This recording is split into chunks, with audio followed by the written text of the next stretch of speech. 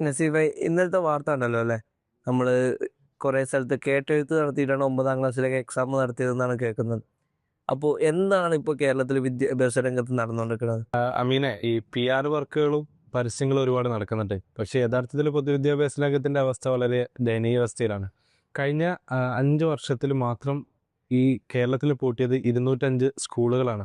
4000 കോടി കിഫ്ബിയിൽ നിന്ന് കടമെടുത്തുകൊണ്ട് പുതിയ ബിൽഡിങ്ങുകൾ ഉണ്ടാക്കിയെങ്കിലും ഇതിനുള്ള മെയിൻ്റനൻസ്, റിപ്പയർ, ഇതിൻ്റെ പൈസയൊക്കെ കുടിശ്ശികയിലാണ് യഥാർത്ഥത്തിൽ.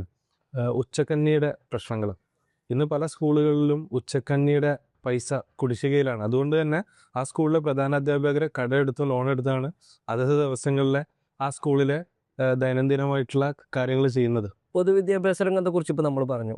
ഒരുപാട് PR വർക്കുകളും പരസ്യങ്ങളും സർക്കാരിൻ്റെ ഭാഗത്തു നിന്ന് നടക്കുന്നുണ്ട്. ശിവൻകുട്ടിക്ക് വലിയ രൂപത്തിലുള്ള പരസ്യങ്ങൾ സർക്കാർ കൊടുക്കുന്നുണ്ട്.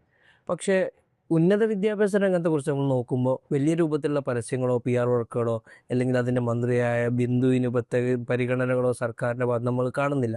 എന്തായിരിക്കും അതിനുള്ള ഒരു കാരണം? ഉന്നത വിദ്യാഭ്യാസത്തിൻ്റെ അവസ്ഥ ശരിക്കും അതിലും ദയനീയമാണ്. നമ്മൾ മലബാറിലെ, അല്ലെങ്കിൽ വിശിഷ്യ മലപ്പുറം ജില്ലയിലെ ഒരു ഉദാഹരണം എടുക്കുകയാണെങ്കിൽ, മലപ്പുറം ജില്ലയിൽ ഒരു വർഷം 50,000 കുട്ടികൾ +2 കഴിഞ്ഞ് പഠിച്ചിറങ്ങുന്നുണ്ട്. അതിൽ വെറും 6700 സീറ്റുകൾ മാത്രമാണ്, ഗവൺമെൻറ് സീറ്റുകൾ മാത്രമാണ്, മെറിറ്റ് സീറ്റുകൾ മാത്രമാണ് ഇപ്പോൾ നിലവിലുള്ളത്. ഇനി മലബാറിലെ ഏറ്റവും പ്രധാനപ്പെട്ട യൂണിവേഴ്സിറ്റി 1970 സ്ഥാപിച്ച കാലിക്കറ്റ് സർവകലാശാല. ഈ കാലിക്കറ്റ് യൂണിവേഴ്സിറ്റിയുടെ കീഴിൽ 432 അഫിലിയേറ്റഡ് കോളേജുകളുണ്ട്.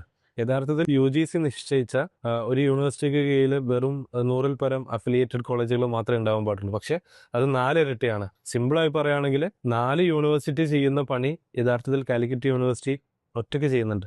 ഇത് പരീക്ഷയുടെ നടത്തിപ്പിനും അതുപോലെ തന്നെ റിസൾട്ട് വരാൻ വൈകുന്നതിലും ക്രമക്കേടുകളിലേക്കും കാരണമാവുന്നു. അങ്ങനെ മലബാറിലെ വിദ്യാർത്ഥികളെ ഒരു ചൂഷണത്തിന് വിധേയമാക്കുകയാണ് യഥാർത്ഥത്തിൽ ഇപ്പോഴത്തെ ഉന്നത വിദ്യാഭ്യാസ രംഗം. അപ്പോൾ അതുകൊണ്ടായിരിക്കില്ലേ നമ്മുടെ നാട്ടിലെ കുട്ടികളൊക്കെ പുറത്തേക്ക് ഇങ്ങനെ പഠിക്കാനും ജോലി ആവശ്യാർത്ഥമൊക്കെ പോകുന്നത്?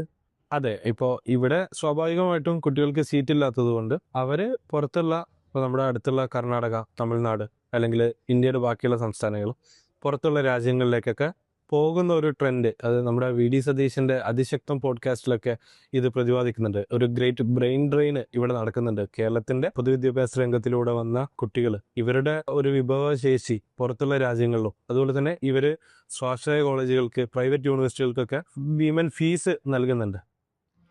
പോരാത്തതിന് ഇവർ തിരിച്ച് കേരളത്തിലെ തൊഴിലില്ലാത്ത ഒരു സാഹചര്യമായതുകൊണ്ട്, തൊഴിലില്ലായ്മ ഏറ്റവും കൂടിയ ഒരു സംസ്ഥാനം കേരളമായതുകൊണ്ട് തന്നെ ഇവരുടെ ഒരു സേവനം നമ്മുടെ കേരളത്തിന് ലഭിക്കുന്നില്ല.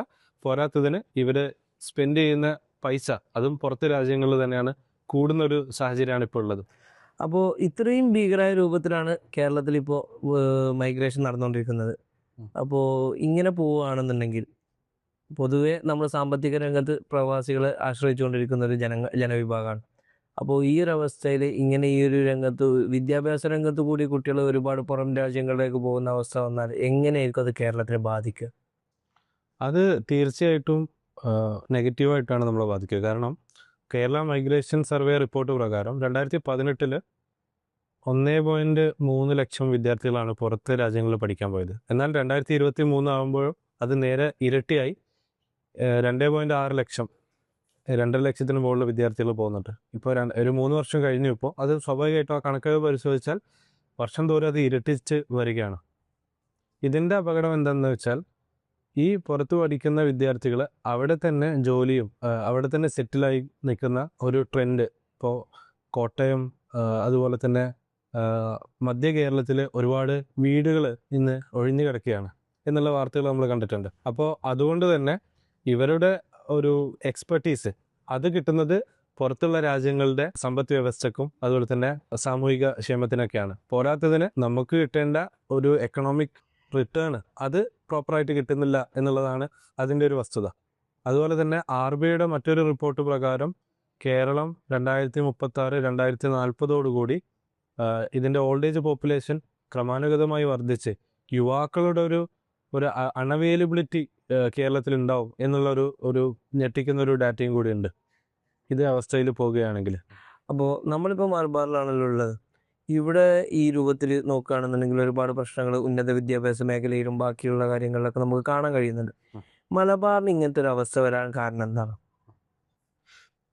തിരുകൊച്ചിയും മലബാറും തമ്മിലുള്ള ഒരു അസന്തുലിതാവസ്ഥ പ്രൊഫസർ ശ്യാം ബി മേനോൻ്റെ ഒരു റിപ്പോർട്ടിൽ, സമിതി റിപ്പോർട്ടിൽ കൃത്യമായിട്ട് പ്രതിപാദിക്കുന്നുണ്ട്. അതായത് കേരള സംസ്ഥാനം രൂപീകൃതമായത് തൊട്ട് 178 ആർട്സ് ആൻഡ് സയൻസ് കോളേജാണ് നിലവിൽ വന്നിട്ടുള്ളത്. ഇതിൽ വെറും 36% മാത്രമാണ് ജനസംഖ്യയിൽ കമ്പയറബിളി കുറച്ചും കൂടി അധികമുള്ള മലബാർ മേഖലയിലേക്ക് അലോട്ട് ചെയ്യപ്പെട്ടിട്ടുള്ളത്.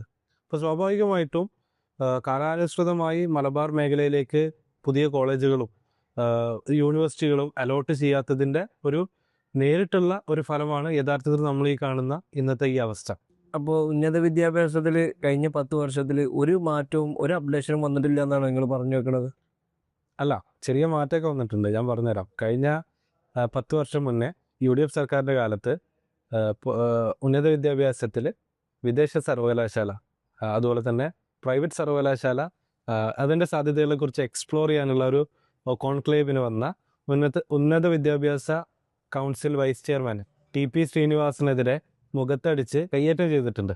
ഇത് അതുവരെയുള്ള LDF സർക്കാരുകളുടെ ഒരു നയത്തിൻ്റെ ഒരു ഭാഗമാണ്. അവർ ഈ പറഞ്ഞ പൊതുവിദ്യാഭ്യാസം അല്ലെങ്കിൽ ഉന്നത വിദ്യാഭ്യാസം പ്രൈവറ്റൈസ് ചെയ്യുന്നതിനെതിരെ എതിരായിരുന്നു. പക്ഷേ ഈ 2025-26 കാലഘട്ടത്തിൽ അവർക്കൊരു U-ടേൺ സംഭവിക്കുകയുണ്ടായി. അവർ അതിൻ്റെ സത്യം മനസ്സിലാക്കി. 10 വർഷം കഴിഞ്ഞാണെങ്കിലും സത്യം മനസ്സിലാക്കി. പക്ഷേ എന്നിരുന്നാലും കാലാനുസൃതമായിട്ടുള്ള യാതൊരുവിധ അപ്ഡേഷനുകളും AI, ടെക്നോളജി, അതുപോലെ തന്നെ റിസർച്ച് സാധ്യതകൾ, ഇതൊന്നും എടുക്കാതെയുള്ള ഒരു ഉന്നത വിദ്യാഭ്യാസം കരിക്കുലമാണ് ഇന്ന് നമ്മുടെ സംസ്ഥാനത്തുള്ളത്. അതുകൊണ്ട് തന്നെയാണ് മുന്തിയ വിദ്യാഭ്യാസം നേടി കുട്ടികൾ പുറത്തേക്ക് പോകുന്നതും. ചുരുക്കി പറഞ്ഞാൽ വിദ്യാഭ്യാസ രംഗത്ത് ഒരുപാട് PR നടത്തിയതുകൊണ്ടും ഒരുപാട് ബിൽഡിംഗ് സമുച്ചയങ്ങൾ ഉണ്ടാക്കിയതുകൊണ്ടൊന്നും ഇവിടുത്തെ യൂത്തിൻ്റെയും അതുപോലെ തന്നെ സംസ്ഥാനത്തിൻ്റെ സമ്പദ് വ്യവസ്ഥയൊന്നും മാറാൻ പോകുന്നില്ല. അതിനുവേണ്ടി കൃത്യമായിട്ടുള്ള ഒരു ദിശാബോധമുള്ള, നല്ല ക്രിയേറ്റീവായിട്ടുള്ള, കാലാനുസൃതമായിട്ട് മാറ്റങ്ങൾ കൊണ്ടുവരുന്ന ഒരു വിദ്യാഭ്യാസ നയമുള്ള ഒരു സർക്കാർ തിരിച്ചു വരേണ്ടതുണ്ട് എന്നുള്ളതാണ് ഇതിൻ്റെ ഒരു കൺക്ലൂഷൻ.